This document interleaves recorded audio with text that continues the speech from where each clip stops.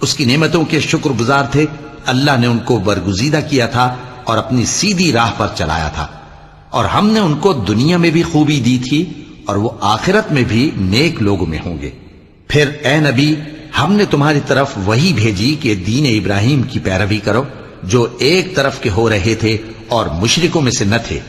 ہفتے کا دن تو انہی لوگوں پر مقرر کیا گیا تھا جنہوں نے اس میں اختلاف کیا، اور تمہارا پروردگار قیامت کے دن ان میں ان باتوں کا فیصلہ کر دے گا جن میں وہ اختلاف کرتے تھے۔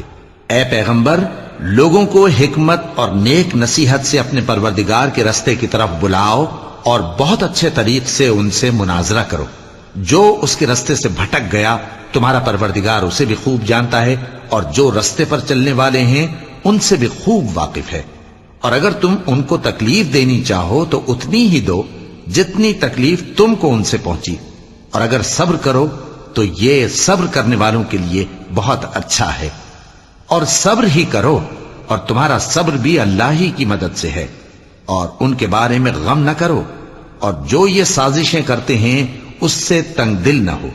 کچھ شک نہیں کہ جو پرہیزگار ہیں اور جو نیکوکار ہیں اللہ ان کا مددگار ہے۔ صدق اللہ العظیم۔